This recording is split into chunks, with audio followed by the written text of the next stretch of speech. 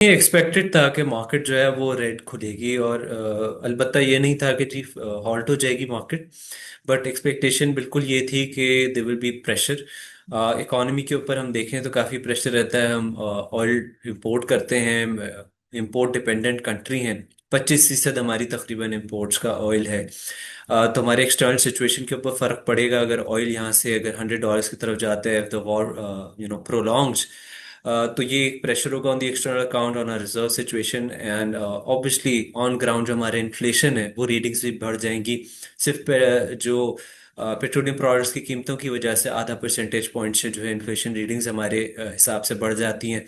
और अगर उसका सेकेंड राउंड इम्पैक्ट देखें तो ओवरऑल तकरीबन कोई 1% 1.5% तक जो है ये नंबर बढ़ सकता है। इन्फ्लेशन का जो रीडिंग्स अभी हमारी हैं उससे 1% ऊपर हम ये रीडिंग कर देख रहे होंगे, run rate. So all of that obviously translates into this pressure कि आगे की क्या आउटलुक होगी, किस तरह के हम रिजल्ट्स देख रहे होंगे।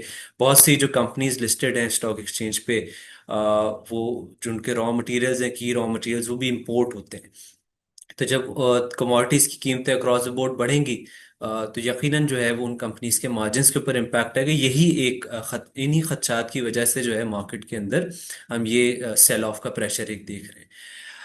ख्याल ये है कि जी जैसे अभी भी हम देख रहे हैं कुछ कुछ बाइंग अब आना शुरू हो रही है, जैसे ही हॉट अभी लिफ्ट हुआ है। बट प्रेशर रहेगा फॉर द कमिंग 2-3 डेज, ये प्रेशर रह सकता है। खास तौर पे आज तो ये है कि कुछ रिकवरी आएगी भी, बट मार्केट बिल्कुल रेड रहेगी।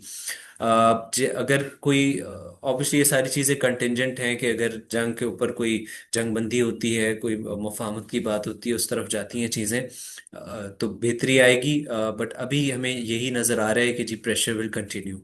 एंड अगर ऑयल कंटेनर्स ब्लॉक्ड रहते हैं तो ऑयल प्राइसेस भी बढ़ेंगी रीजन में, और उस वजह से भी हमें जो है वो हिट आएगा ऑन द इकोनॉमिक फ्रंट।